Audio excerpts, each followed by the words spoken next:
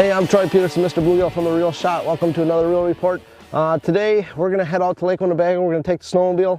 We'll go check conditions, show you guys what the lake looks like. Most of the landings that I drove around are pretty much snowed in. And I went for a nice long drive yesterday around the lake and Little Lake Butamore too. I wanted to go do some tip-up fishing on some of my old stomping grounds when I was a kid, but with all the warm weather, most of the places that usually has ice was all open water, and I kind of went swimming a little bit yesterday. So needless to say, we don't have anything to show from that. I didn't want to get wet. But we're going to hit Winnebago here. Stick with us, and we'll go check out the lake.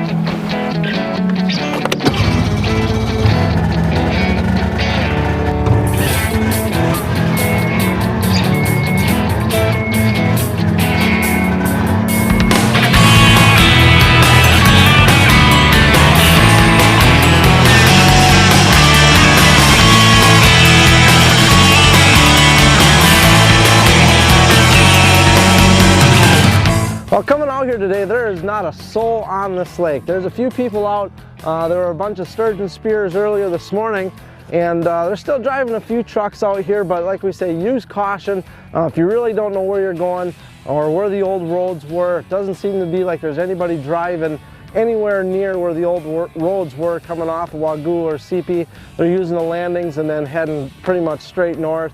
I haven't seen anybody down to the south at all in vehicles.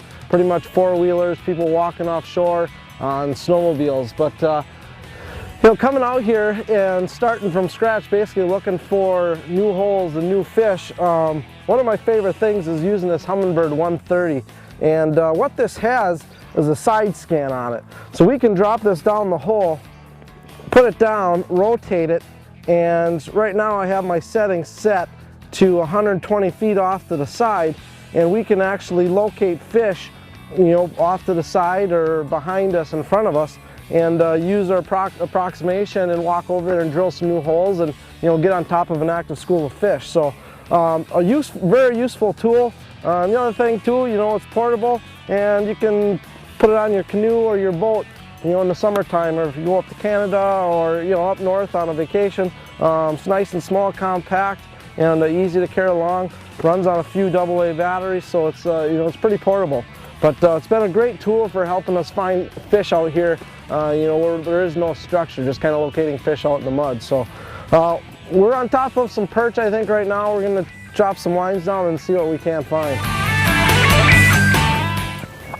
What I'm using for rods today, I've got the St. Croix Legend ice rods in a 24-inch light action.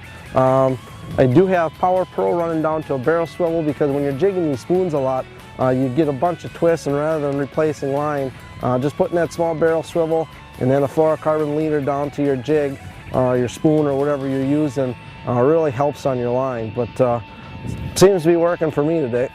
When I'm fishing these stinger spoons, fishing them pretty much just like you would a Swedish pimple.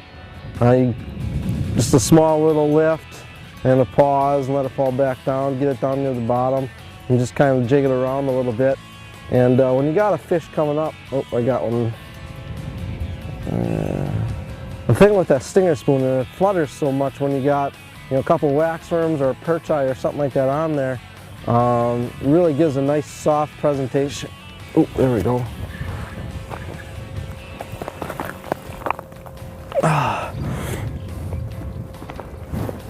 It gives a nice soft presentation, and with that treble hook too, you very seldom miss any. These are nice perch. You very seldom miss any, and it's a great all-around jig. It's small enough that the bluegills will pick it up, the perch will pick it up, and the walleyes like it too. And what I'm doing to coax these fish in is I'm jigging with either a Swedish pimple or that stinger spoon really hard, and pounding the bottom down in the mud, and then bringing it back up. And then if they don't seem to be interested in either one of the spoons, I'll quick grab my small bluegill bait or a ratso or a little Haley jig and drop it back down there just to see if they want something a little bit smaller.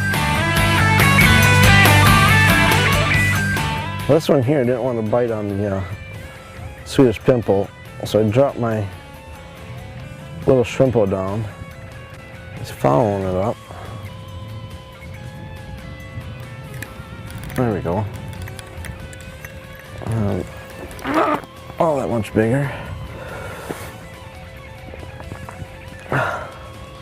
No, not huge perch, but you know, good eaters. Say about 8-inch perch or so. Yeah, wax worm. Now, one thing with these perch is that you know, they swim through in schools, and you pretty much just got to sit down in a spot and wait it out. They come through, and as you're jigging, all of a sudden, there'll be a whole bunch of them. And as fast as you can get a jig back down there, the better off you are. But you know, nothing comes back around, get the big spoon out and call some more fish in.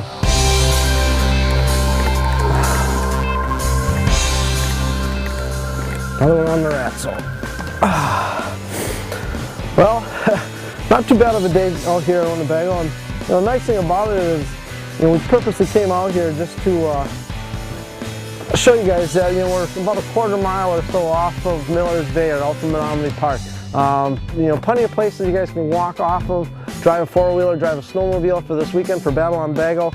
They have opened it up to the entire system, or I guess into the entire state. You want to check the website there and, you know, check and look at the regulation changes, the rule changes. That's battleonbago.org. You know, all the information for Saturday will be on there. Otherwise, I'm sure you can stop down Friday nights and ask questions there. But you know, hey, we had a good day. Change your spoons up, go from big to small, and then, you know, the ratsos, shrimpos, all the small baits, waxworm, spikes, everything pretty much seems to be working. If you want to set some tip-ups, some fish a little bit lazier, little rosy red minnows on some number 14 and number 16 treble hooks. That's been working pretty good too, either on a dead stick rod or on a slip bobber. I've been bringing minnows out with me today, but that has been working. A couple of things coming up here, March 5th. Don't forget, professional walleye fisherman Mark Martin will be in the store all day doing tank demonstrations and seminars. And our grand opening is set for March 19th and 20th. We got a lot of awesome prizes to give away and a lot of great speakers coming in to help us out that day. Look forward to seeing you guys there. And then the following weekend, March 26th, we have Marianne Husky and JT coming in from JT's Custom Lures. They're going to be talking spinner blades and running some spinners inside the tank too. So all kinds of great things coming up here at the Reel Shot. We're excited. Spring's right around the corner. Open water fishing's probably not going to be too far behind. So I'm Troy Peterson, Mr. Bluegill from the Reel Shot, and, you know, like we say here, explore the outdoors, stay safe this weekend, stay dry, and we'll see you next week.